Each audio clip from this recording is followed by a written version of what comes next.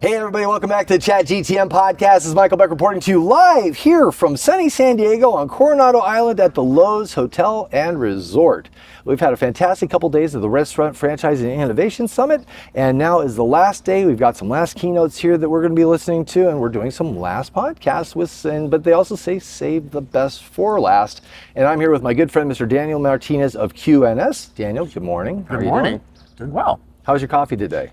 It was not big enough. Not big enough. It's trade show time. It's the circuit, and we gotta power through. It is the circuit. I don't think I've been home for a month. I know you've been out there too. Yeah, absolutely. Yeah. So Daniel, first off, for people that don't know Daniel Martinez, this man is in love with the idea of food and being a fantastic host. We were able to spend some really quality time with him at his home, with his family. And Daniel made probably the best picanha, or he's going to correct how I say that again. Picanha. Picanha. Every time I do it, potato. Picanha.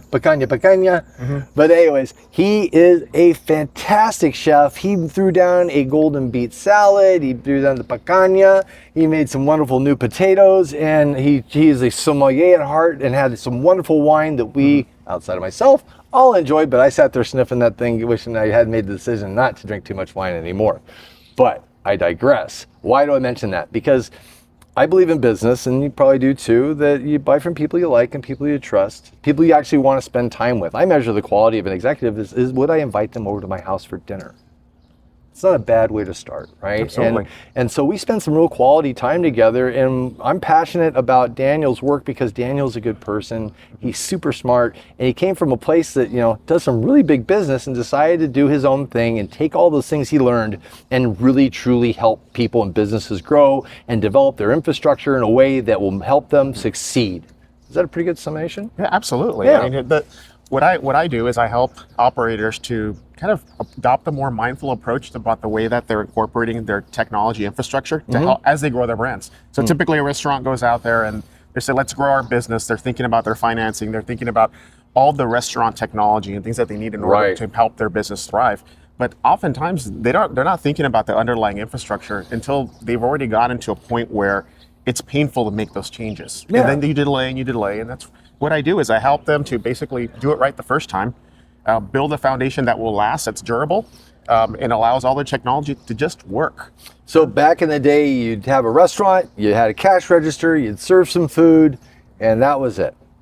This is not the world we live in. Yeah. We're in a world of connected systems, point of sale, IoT devices, loyalty programs, solutions or camera solutions, speed of service solutions, all these things running inside the restaurant that have to run on backbones that are digital, that deliver data, right? Tell me a little bit about how QS supports it in that way. So it's really about understanding about the operations, right? What's going on in the business? Are they growing? They're shrinking? They're changing, right? What are the resources they have, and also what are their limitations, right? Is it capital? Is it OpEx? Is it humans, right? Or is it just thought? Right? Do they understand what they're getting into? Do they understand what they need in order to support the decisions that they've made to help their business thrive? And I help them kind of sort through that, develop a plan that is a templated approach that we can apply to all the different locations as we go forward. So, and the actual bonus behind all of that is that as you go through that reimagination of their tech stack and their infrastructure, you can also find opportunity areas where you can help diminish their operational costs as we're going forward. So, I've worked with some brands where you think that everything looks pretty good until you really dig in. You can find some really significant savings, like 20-30% is not something that's unheard of. Wow. Well, yeah. If you guys think about it, right, you have a company, you have executives come in to pick a solution. They roll it out or may partially roll it out, but they're paying for it at that point. That executive decides to leave to his next big opportunity, and that thing's sitting there probably still getting paid for, maybe abandoned, right? It's almost like if you go to the UK and you're an archaeologist and you dig down a level, you hit a civilization, and you dig down another level, you hit another civilization that's there, and there's all these things that are stacked up. Do you find that a lot with these businesses you're talking to? Absolutely. I mean, the way I look at it is really just tech debt. Yeah. And you've got to live with decisions of your predecessors and other things that you weren't necessarily involved in, and you try to sort through what you identify, what you recognize, and you don't want it there, you yank it out. What you don't recognize, you leave it alone, and then you kind of continue building on top of it. So I see that over and over again. So you're pouring foundations on top of foundations on top of foundations. You end up with a big foundation. Yeah, but it could be shifting and unbalanced, right? That's right. So let's back up a little bit. QNSs now, where'd you come from that really provisioned you with the expertise and time and grade to really understand these problems and solve it? What's your background? So I've been working in network technology for probably 27, 28 years now. I've worked for a number of organizations, and I kind of got to a point. I turned 50 last year, which is a great milestone for me. Congratulations, youngster. Yeah, and I thought about it, I was like, if not now, when, right? Yeah. And I felt that I had accumulated so much knowledge, Yeah. Expertise, not only with kind of the dirty underpinnings of how it works in order to be successful in negotiating contracts with suppliers, knowing what to look for, knowing about different opportunity areas that the operator is never going to know about, right? Unless you're on the other side of the equation. And for my side, I have exposure to a number of different suppliers, hundreds of suppliers really, where I understand what are rates that you can actually achieve, right? What's possible, and then what to ask for. Nobody's thinking about, as we're growing, we're going to open up coffee shops in the middle of a parking lot. Nobody's thinking through, like, hey, what is that actually going to take? Right. They'll put in some infrastructure. They'll put in their power, their water, and they'll probably put in some conduit for their telco. Right. But where's it going to? What about redundancy? And does it line up with the carriers, right? Right. And those are all things that we look for and make sure that we have a solid plan in place, to help the operators grow and be successful. Where are common areas you think the companies are shorting this, or when you go in there, what are like some of the common problems you find? I think that a lot of times it's building a lot of redundancy into your restaurant technology, but not actually addressing the underlying infrastructure, right? A lot of times there are shortcuts where you can find hardware that is maybe a little bit lower cost at first, and it seems like it's a good deal. But when you Don't take the bait. but when you look at the total cost of ownership and the pain that you'll have to experience over time, it's just not worth it when you're looking at it. And what I endeavor to do is try to find a best of breed platform and then negotiate the price point to a level that is fairly comparable with what you would get for what oftentimes from a lot of MSPs in the restaurant space, they will overcharge for inferior products. And it seems like it's a good deal. And I'd rather dig in and find ways to make what you really need for your business to get that a little bit more cost effective. And that's where I excel. What do you love about what you do? I love connecting with people. I feel that the restaurant space is an area that just kind of, it calls for me. It calls my name, and I see so much opportunity in the sense of the opportunity to help people. I see people that they're experts at what they do. Yeah. And they know a lot about a lot of different things, but they don't necessarily understand the full breadth of what they need from that infrastructure. And I just get a kick out of helping people and allowing them to achieve things that they didn't even really think were possible. Yeah. Right. And you take it personally.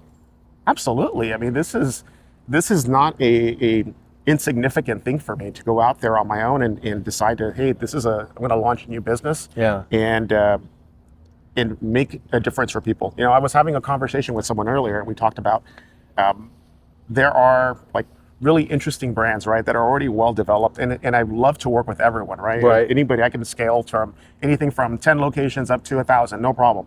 And it's great. And everybody says, well, he goes, I want to work with that brand that's 250 locations or 500 locations. Yeah. That's great, right? Right. But what really, for me, what resonates is being able to work with some of those brands that have yet to grow that big and being a part of that, right? Where they've got 10 locations, but they have lofty aspirations, and be able to dig in there and helping them to be effective so that it just works. Again, like I was talking to someone earlier, and I asked him about what he knew about what I had been doing. He was a CEO of an organization, and I asked him, have you heard from your team about the good work I've been doing? That's right. And he said, you were disappointed, but excited. I wanted to hear what he had to say. Yeah. And what he told me, he's like, I know that you're doing extraordinary work because I haven't heard a peep out of my team. He goes, and I hear from my team all day long about who's not doing a good job. So clearly, he goes, the fact that your name is not even coming up says it speaks volumes. And so for me, it was like, well, I wish you would have known more, but at the same time, it's like, well, that's success. It's a huge compliment. That's success. Yeah, and not to get political, I think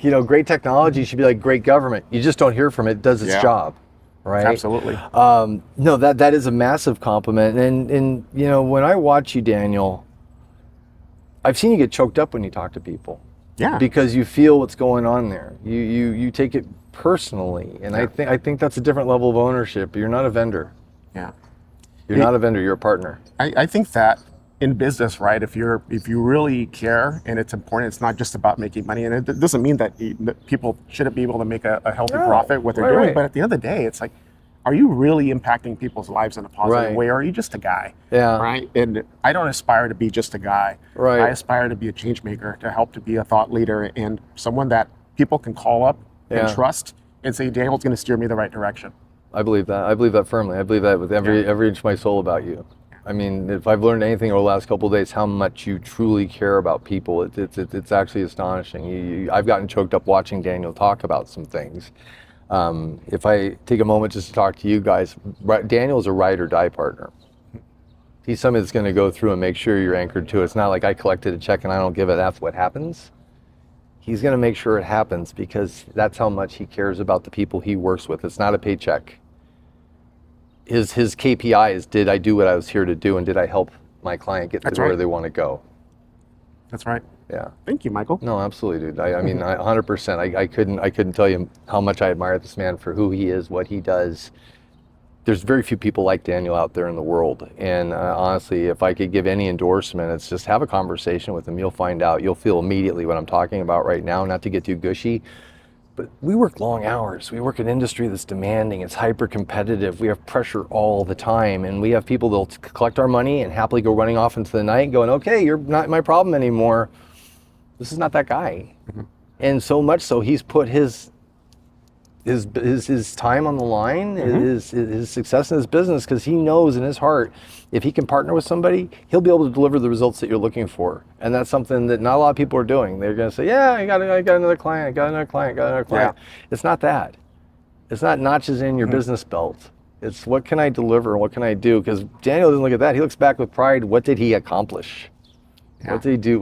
How do you help people grow? It's cool because I'll tell you, just being at this show today, I've run across a number of my clients that I've picked up over the last year or so, and it's cool because I don't have to shy away from them. Actually, they come in and they want to give me a hug and buy me a drink because I've done good work for them. So that's a good feeling. Yeah, well, but it is exciting and disappointing that you're doing such good work that the CEO doesn't hear about it because it's just working. That is fantastic. So Daniel, I know how to find you. Yeah. And I know you don't find me, but they don't. What's the best way to get a hold of you? Where are you going to be next?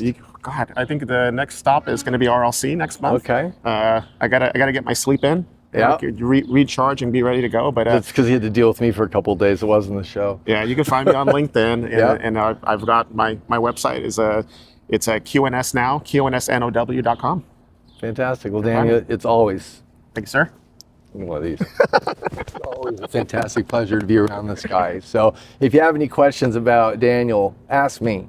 I'll direct you to other people you can ask questions of too. And of course, I encourage you to have a conversation with them. At minimum, you're going to walk away going, wow, that was great. So for now, this is Michael Beck and Daniel Martinez with QNS signing off here from the RFIS show. We'll see you guys on the next one. And as always, random acts of kindness, sprinkle that stuff everywhere. Daniel embodied that this week with fantastic food, fantastic hospitality, and great camaraderie as well for Chad Horn and myself as we were here. And so we'll see you next time, and have a fantastic day.